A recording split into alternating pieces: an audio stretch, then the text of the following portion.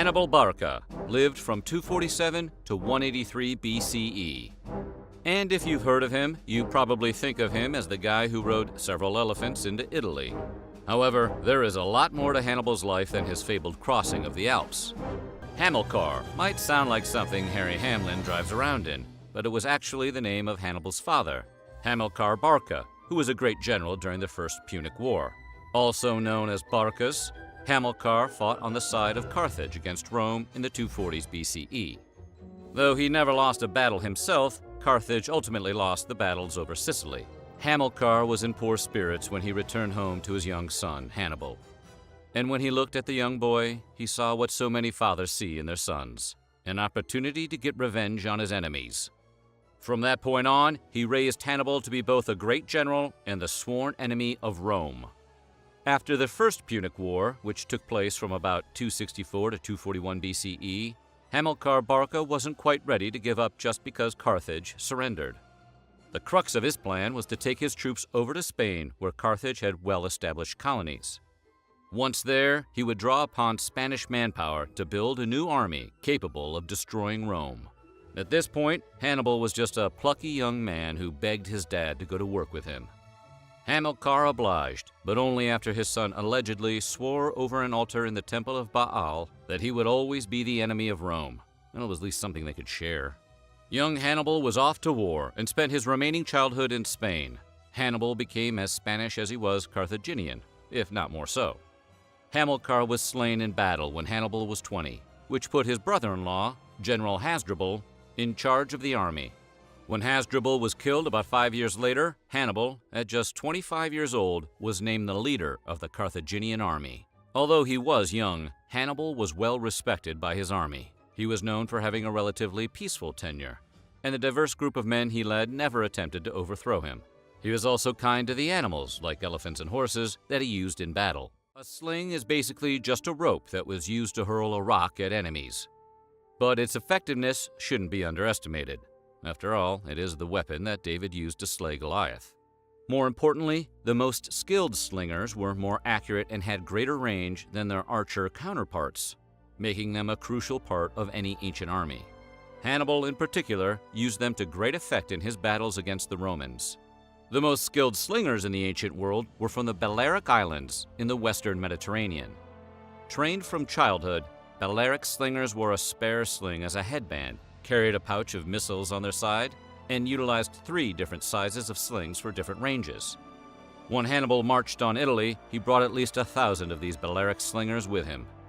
Having a greater range than their Roman archer counterparts, they proved much more effective at bothering the enemy in the opening salvos of battle.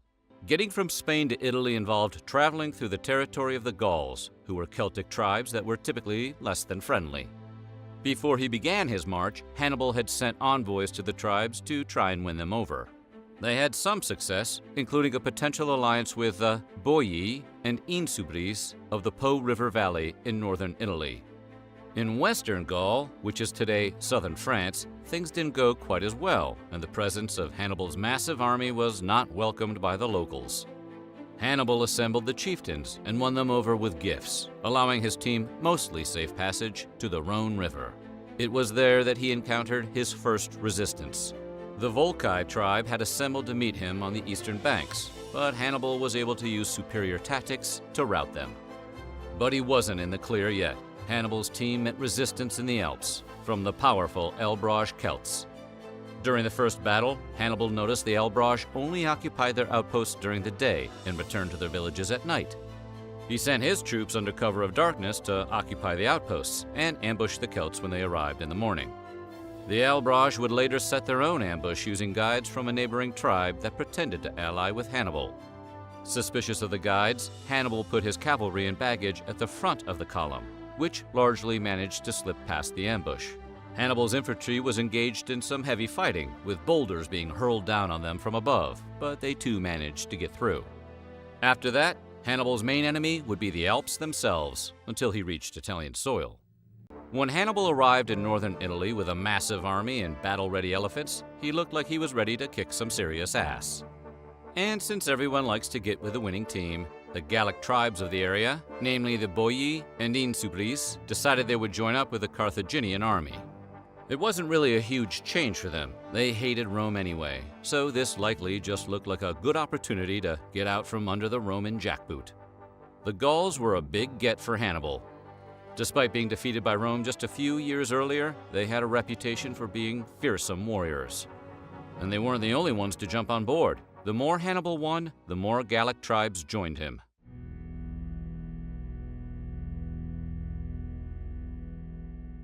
Publius Cornelius Scipio was consul of the Roman army, and, though no one knew it at the time, the father of the man who would ultimately defeat Hannibal.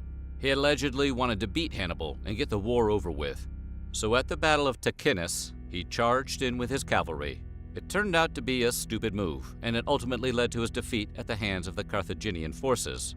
During the battle, Scipio was gravely wounded, and he only made it out alive because his son, also named Scipio, rushed out with a few other cavalrymen to save him. This would be the first of 3 crushing Roman defeats that the son, Scipio Africanus, was believed to have participated in as a soldier. When the Roman army approached Cannae, it outnumbered Hannibal's troops 2-1, or roughly 80,000 to 40,000. If Hannibal was going to win this fight, it was going to take an act of military genius, which, luckily, he was. The Carthaginian army deployed in a crescent shape, facing the Romans. Using their superior cavalry, the Carthaginians then routed the Roman cavalry on both wings. Meanwhile, the Roman infantry was drawn into the center of the crescent, which gradually gave ground. The reserves on the wings of the crescent then advanced, surrounding the Romans on 3 sides. The Carthaginian cavalry returned, flanking the Romans and surrounding them. Facing enemies on all sides, the Romans fell into disarray and were crushed. By the end of the day, between 50,000 and 70,000 Romans were slain. About 1,000 more were wounded or taken prisoner, bringing the casualty rates up to over 80%. It remains one of the bloodiest days in the history of ancient warfare. Comparatively, the Carthaginians lost about 6,000 men. Hannibal's mistake that ultimately cost him victory in the Second Punic War was a strategic one rather than a tactical error. Instead of marching on Rome immediately after the victory at Cannae, he rested his troops. Granted, they needed it, and by all the rules of ancient warfare, the Romans were expected to surrender. But they didn't. Hannibal's cavalry commander, Hannibal, famously told Hannibal that he knew how to win a victory, but he didn't know how to exploit it. Hannibal had expected the southern tribes of Italy to defect after such a crushing victory, and the Romans to pursue peace. Instead, Rome mobilized to defend the city, and without siege engines, Hannibal was unable to move on the city. People really liked Hannibal in Carthage. They eventually appointed him as Suffeti, which was the top official position in the city. He instituted constitutional reforms, including creating term limits, and worked hard to root out corruption within the government. Predictably, this seriously angered the aristocracy, who had a good racket going before Hannibal came along. So, they called up Rome and told them that Hannibal was planning on getting a new army by aligning with Seleucid king Antiochus III and invading Italy again. So, the Romans sent troops to arrest Hannibal. Hannibal predicted this move, so he ended up fleeing to the territory of Antiochus looking for support. He got it, but he ended up with a minor navy instead of an army. He did use that navy to fight against Rome, but he was defeated. After he was chased out of Carthage, Hannibal found a second chance to fight Rome in 184 BCE, this time as an admiral. He eventually ended up taking refuge with Prusias I of Bithynia, who at the time was at war with a Roman ally, Eumenes II of Pergamon. With his navy outnumbered, Hannibal decided to use the rather strange tactic of poisonous snakes in battle. He instructed his men to gather as many poisonous snakes as they could find and put them in pots. Using a ploy, Hannibal was able to determine which ship had Eumenes on it. Hannibal then proceeded to catapult the jars of poisonous snakes onto the said ship. With their enemies confused and covered in snakes, Hannibal's navy went on to win the battle. Once Rome started chasing Hannibal, however, they became determined to put an end to him. At the time, Hannibal was fighting for Bithynia, whose king gave Hannibal's location to the Romans. The Romans surrounded the house and, seeing that there was no way out, Hannibal decided to ingest poison rather than be captured.